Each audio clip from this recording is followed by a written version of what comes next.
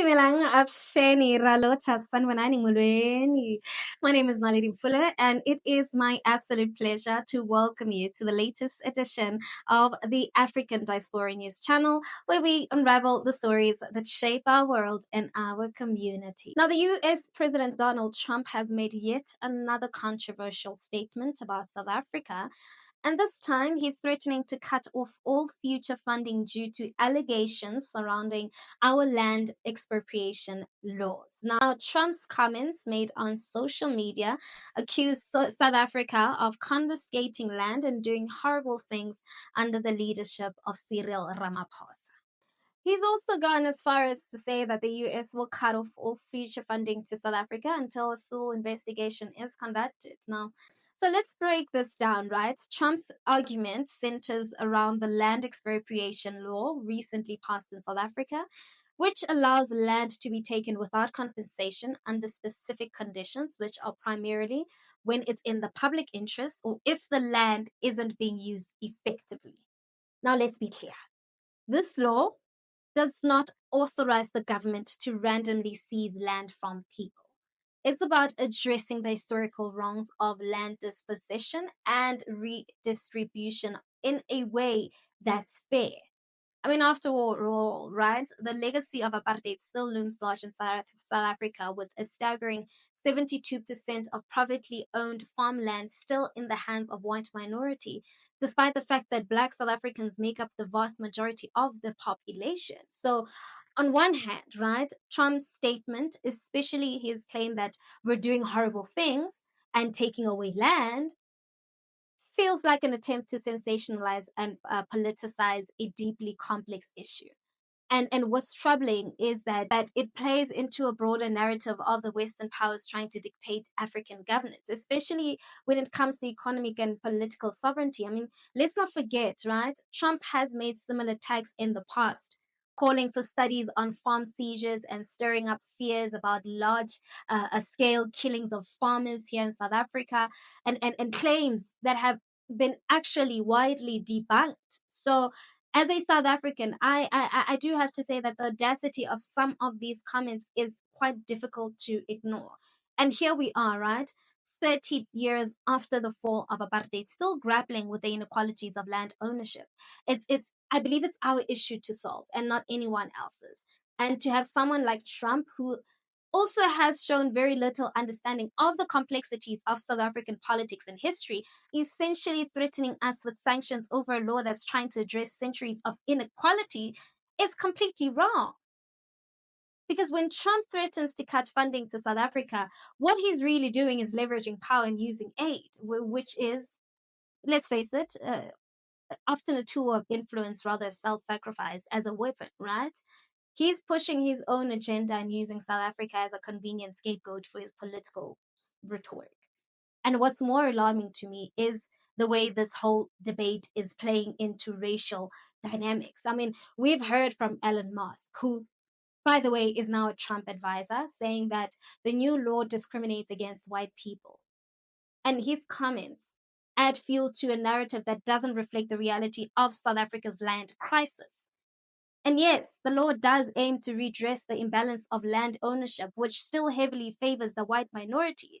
But this isn't about discriminating against white people. It's about creating a more equitable South Africa for all its citizens, particularly those who have been historically marginalized.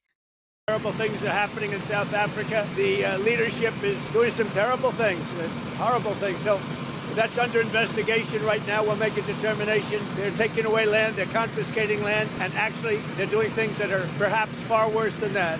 Now, let's talk about the real issue with Trump's statement, right? Not only is it grossly misinformed, but it also plays into the hand of those who want to protect the status quo.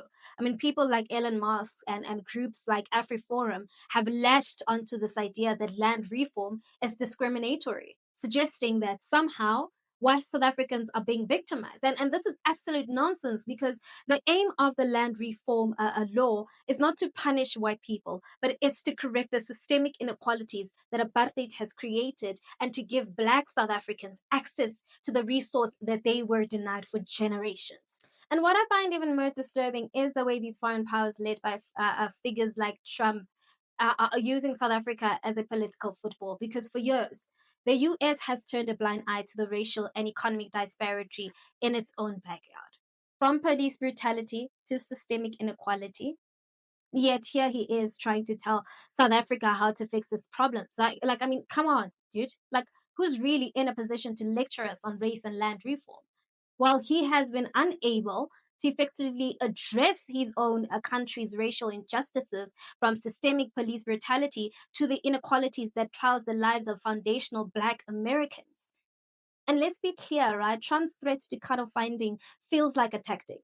It's a way to exert control over South Africa's sovereign decisions. And what President Ramaphosa said in his response to Trump's threat was quite important, because he reminded the world that South Africa is a constitutional democracy, one that is grounded in law, justice, and equality. We may not always agree with every decision our government makes or our president makes, but we should trust in the systems we've built to resolve issues like land reform fairly. Let's have a look. This issue that Donald Trump fears so much, we offer this question of the land. I don't know what Donald Trump has to do with South African land, because he's never been here. And he must keep his America, we will keep our South Africa. That's what he must do. South Africa is our land. South Africa belongs to all the people who live here in South Africa. It does not belong to Donald Trump. He can keep his America. And Ene is even worse. He's even worse. When I meet him, I will tell him. I will say, you, Donald Trump, you are even worse, because your forebears came to America. They found the indigenous Americans. They wiped them out. They killed nearly all of them. Rine, we are living as a nation, and black and white, we are going to find solutions for our land question. So Donald Trump must leave us alone. He must leave us alone, Kauri. When we were facing apartheid, when we were facing oppression, he was not here. He did not fight side by side with us. And we were able, on our own, yes, with support of progressive forces in the world, to resolve the apartheid question. As far as I recall, Donald Trump was not around the negotiating table when we negotiated the end of apartheid. So stick around there in the White House. We will do our business here, and we will find solutions for our problems. So stay out of our issues, and we will not get involved in your issues in America. You have your own problems. Leave us alone. This isn't your land. This isn't my land. This land was stolen through acts of violence. If you think birthright should end immediately, then we both should pack our bags and leave. This isn't your land. This isn't my land. We are descendants of murderous migrants. If you think it's... Now we need to own this narrative. The land reform issue is ours to resolve. No one else should be telling us how to go about it, especially not those who have had their own checkered history with race and colonialism. But I also want to acknowledge the complexities of the situation, right? Yes, the land reform policy is controversial, and there are real concerns about how this law could be implemented.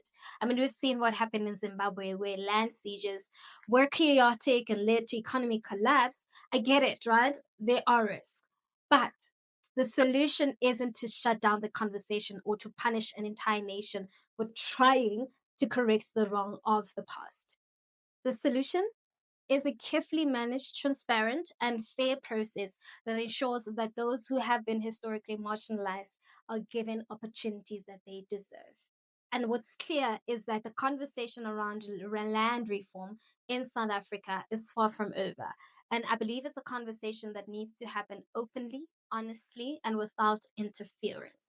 And in the end, the decision about how we handle our land, our economy, and our future belongs to us. And I believe that no amount of external pressure will change that.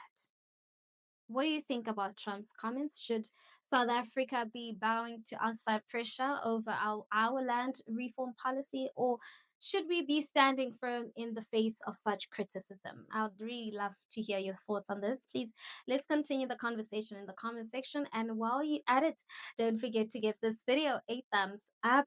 That's it from me.